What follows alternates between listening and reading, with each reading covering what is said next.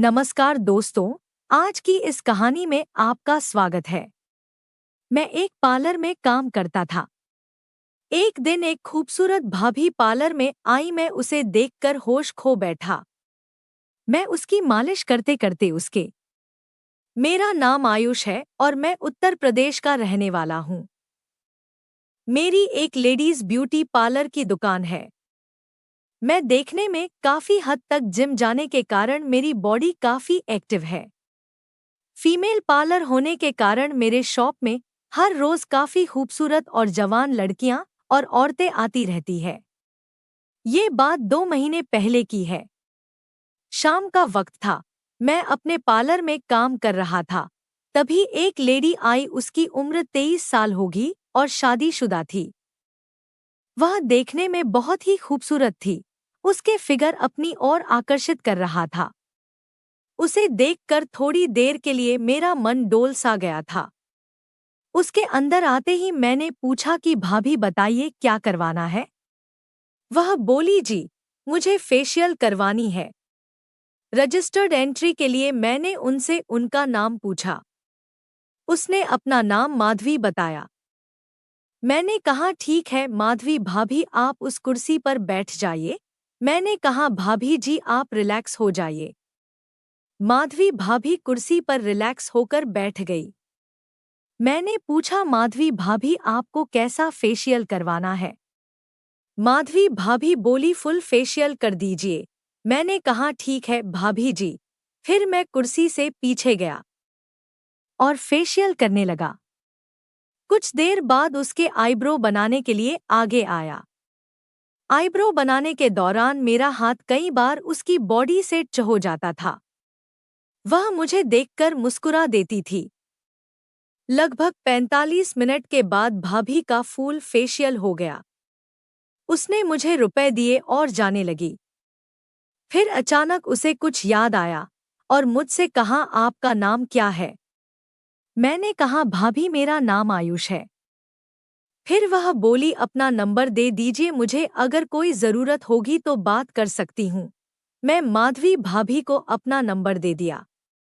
एक सप्ताह बाद रात के करीब 8:30 बजे मुझे कॉल आया। मैंने फ़ोन के स्क्रीन पर देखा तो पाया कि यह कॉल तो वही माधवी भाभी का था। मैंने सोचा इतनी रात को कॉल करने का क्या कारण हो सकता है। फिर भी मैंने फ़ोन पिक कर लिया। उधर से माधवी भाभी बोली आयुष आप कहाँ हो अभी। मैं बोला घर पर हूँ। माधवी भाभी बोली मेरी एक दोस्त है, उसकी शादी है, उसका मेकअप करना है। मैं बोला भाभी मैं रात में होम सर्विस नहीं देता, ये मेरा काम नहीं है। तभी माधवी भाभी बोली प्लीज आ जाइए, बहुत अर्जेंट है इसलिए आपको बोल रही हूँ। मैं बोला भाभी मैं नहीं आ पाऊंगा। फिर माधवी भाभी बोली आ जाओ, तुम्हारी जितनी भी फीस होगी उससे 2 गुना दूंगी। जब उसने फीस 2 गुना की बात की तो मैंने सोचा क्या हो जाएगा। 1 या 2 घंटे की बात है, 2 गुना फीस भी तो मिल रही है। ऐसा करता हूँ चला ही जाता हूँ। तभी मैं सोचकर भाभी को बोला ठीक है भाभी मैं आता हूँ, अपना एड्रेस मुझे मैसेज कर दीजिए। भाभी बोली ठीक है, भेज रही हूँ। उनके एड्रेस पर पहुंचकर मैं डोर बेल बजाई और जब गेट खोला तो सामने माधवी भाभी थी, जो उस दिन आई थी। भाभी आज ज्यादा ही खूबसूरत लग रही थी। बिल्कुल किसी फिल्म की हीरोइन लग रही थी। उसने मुझे अंदर बुलाया। भाभी तो आज क्या मस्त हूर की परी लग रही थी। वह काली साड़ी में थी। अंदर गया और हम दोनों सोफे पर बैठ गए। माधवी भाभी कहाँ है, वो जिनकी शादी है और मेकअप करना है। भाभी बोली उस दिन जब आपने पहली बार मेरा फेशियल किया था, सच में बहुत अच्छा लगा था। आपके हाथों से वह मेकअप आज आप उससे भी ज्यादा अच्छे से मेकअप कर दीजिए। बस दुल्हन को देखकर कोई कुछ ना बोल सके कि इसमें कुछ कमी है। मैं पूछा आपने बोला पहली बार, इसका क्या मतलब हुआ। भाभी बोली आपने जो फेशियल किया था मैंने पहली बार करवाया था, जो कि मुझे बहुत ही अच्छा लगा था। मैंने कहा, पहली बार का मतलब क्या आपने इससे पहले कभी मसाज नहीं करवाई थी? तो वह बोली कि मैंने कई बार मसाज कराई है पर इतना मज़ा और सुकून नहीं मिला था। मैंने उनसे पूछा, ऐसा क्यों? वह बोली कि अब तक जहाँ कहीं भी मैंने मसाज कराई है वहाँ पर मेरी मसाज लड़की ने की है और पहली बार किसी तुम जैसे जवान मर्द जैसे लड़के ने की है, इसलिए मुझे अच्छा लगा। मैंने महसूस किया कि भाभी की आंखों में वासना के भाव तैर रहे थे। उनके मुंह से जवान मर्द कहते समय मैंने महसूस किया कि भाभी की आंखों में वासना के दोहरे तैर रहे थे। मैंने कहा, शुक्रिया। भाभी कहाँ है? बुलाए ना, जल्दी से काम निपटाकर मुझे घर पर जाना है। भाभी बोली, उसको तो फुल से भी ज्यादा फुल करनी है। जरा रुको तो आ रही है और तब तक मुझसे ही बातें कर लो। चलो रूम में चलते हैं। मैंने कहा, ठीक है, पर एक समस्या है। भाभी बोली, क्या समस्या है? मैंने कहा, काम के वक्त मैं गाउन पहनता हूँ क्योंकि मैं घर पर था और गाउन दुकान में है इसलिए नहीं जा पाया। सीधा यही आ गया जिससे लेट ना हो जाए। भाभी बोली, मेरे पति का गाउन है, आप पहन लीजिए। मैंने कहा, ओके, दे दीजिए। भाभी अलमारी खोली और अंदर से वह अपने पति का गाउन निकाल कर मुझे दे दिया और वह बाथरूम चली गई। मैं भी गाउन पहन लिया और वहीं भाभी का वेट करने लगा। मैं यह भी सोच रहा था कि आखिर लड़की कहाँ है जिसका मेकअप करना है। फिर दूसरा ख्याल आता कि हो सकता है उसकी शादी दूसरी जगह हो रही हो। इतना सोच रहा था कि तभी भाभी रूम के अंदर आई। मेरी नज़र माधवी भाभी पर पड़ते ही मेरे होश उड़ गए। भाभी मेरे सामने थी और मैं बस उसे नीचे से ऊपर देखी जा रहा था। मैं भूल गया कि मैं क्या करने आया था। उसकी बॉडी किसी अप्सरा से कम ना थी।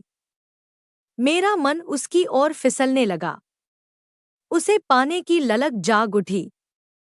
मन कर रहा था सब कुछ भूलकर एक बार बस इसको पालूं। फिर भी मैं खुद को संभाला और मैं खुद को बोला, आयुष, ये गलत है। फिर मैं खुद को संभालते हुए भाभी से कहा, भाभी ये सब क्या है? आपने मुझे मेकअप के लिए बुलाया था और आप ये क्या कर रही हो? माधवी भाभी बोली, आयुष, मुझे पहली नज़र में तुमसे प्यार हो गया था। मैं तुमको चाहने लगी हूँ, तुमको पाना चाहती हूँ। यह बात तुमको फोन पर भी बोल सकती थी पर हिम्मत नहीं हुई। तब मैंने सोचा कि तुमको किसी बहाने से अपने घर पर ही बुला लूं, इसीलिए मुझे ये सब करना पड़ा। अगर तुमको बुरा लगा हो तो मुझे माफ कर दो। तभी मैंने कहा, भाभी आप शादीशुदा हो, आप जो करने जा रही हो ये गलत है और पाप भी। मैं मानता हूँ कि आप दिखने में बहुत ही खूबसूरत हो पर मेरे भी कुछ कायदे हैं जिसे मैं कभी भी तोड़ नहीं सकता। इसलिए भाभी मैं ये सब नहीं कर सकता। ये सब गलत है। फिर भाभी बोली, आयुष, मेरे पति अक्सर बाहर ही रहते हैं। मेरी भी कुछ ख्वाहिश होती है जिसे पति के सिवा और कोई पूरा नहीं कर सकता। इसी कारण मैंने तुमको बोला। तुमको देखने के बाद तुम मुझे अच्छे लगे। मैंने सोचा अब मेरी मंजिल मुझे मिल गई है। मैंने भाभी से कहा, भाभी यह सच है कि मैं भी आपसे प्यार करता हूँ। आप जो चाहती है मैं भी चाहता हूँ, लेकिन इस तरह किसी को धोखा देकर करना गलत है। अगर कोई जान जाएगा इससे आपकी भी बदनामी होगी और मेरी भी। यह बात आप खुद समझ सकती हैं। माधवी भाभी रोने लगी और बोली, तुम ही बताओ कि मैं क्या करूं? मैं जानती हूँ कि यह बात तुमसे नहीं करना चाहिए पर मैं बस तुमको ही अपना मानती हूँ। मुझे समझने की कोशिश करो। और फिर मैंने बोला, भाभी मैं समझ सकता हूँ आपकी हालत अभी क्या है, लेकिन आप ही बताओ कि किसी को धोखा देकर खुद को खुश करना यह कहाँ का इंसाफ है? हाँ, यह बात अलग होती है। अगर आप शादीशुदा ना होती तब यह सब संभव था, मगर अभी के हालात में ये सब संभव नहीं है। मुझे माफ कीजिए माधवी भाभी, मैं ये सब किसी भी कीमत पर नहीं कर सकता। फिर मैं अपने कपड़े को चेंज किया और वहां से अपने घर की ओर रवाना हो गया। भाभी मुझे एक टक देखती रह गई। अपने घर आने के बाद मुझे सारी रात नींद नहीं आई। मेरा मन बस भाभी के बारे में सोचता रहा। फिर करीब 3 बजे मेरी आंख लग गई और मैं सो गया। सुबह 7 बार अलार्म बजने पर मैं उठा और हर रोज की तरह अपने काम में व्यस्त हो गया। धीरे धीरे उस बात को बीते हुए 2 महीना हो गया, पर माधवी भाभी मेरे पार्लर पर उसके बाद नहीं आई थी। फिर अचानक एक शाम के 7 बजे का वक्त था। मैं अपनी दुकान बंद करके ताला लगा रहा था। अचानक मुझे महसूस हुआ कि मेरे पीछे कोई खड़ा है। मैं झट से पीछे मुड़ा तो देखा मेरे सामने माधवी भाभी चुपके से खड़ी है। मेरी नज़र उस पर पड़ते ही वो मेरे गले से लग गए। तभी मुझे कुछ समझ में नहीं आ रहा था। मैंने भाभी से पूछा, भाभी क्या बात है, इतनी रात गया आप यहाँ क्या कर रही हो? माधवी भाभी बोली, मैं तुमसे शादी करना चाहती हूँ। अब मैं तुम्हारे बिना नहीं जी सकती। मेरे पति का एक कार एक्सीडेंट में देहांत हो चुका है। तुम्हारे जाने की 10 दिन बाद जब वह ऑफिस ट्रिप से घर आ रहे थे तो रास्ते में ही उसका एक ट्रक के साथ एक्सीडेंट हो गया। अब मैं बिल्कुल अकेली हो गई हूँ। अब मेरा तुम्हारे सिवा कोई नहीं है। क्या तुम मुझसे शादी करोगे? इतना कहकर वह फूट फूट कर रो पड़ी। मैं भी उसे सांत्वना देने लगा। उसकी पीठ खुद थपथपा रहा था। उसकी बातों को सुनकर मुझे भी बहुत दुख हुआ। आखिर मैं भी तो इंसान ही हूँ। उसने मेरी आंखों में देखा और एक आस भरी नजरों से मेरी तरफ देखने लगी। उसकी आंखों में मुझे निस्वार्थ प्रेम नजर आ रहा था। मैं भी उसको बहुत प्यार करता था, पर वह शादीशुदा है ये सोचकर मैं पीछे हट गया था। पर अब तो वह भी अकेली है और मैं भी यही सोचकर मैं हाँ में सर हिलाया और उसे गले लगा लिया। फिर थोड़े दिन बाद हम दोनों ने जाकर शादी कर ली और खुशी खुशी रहने लगी। आज भी हम दोनों एक दूसरे के साथ बहुत ही प्यार से रह रहे हैं।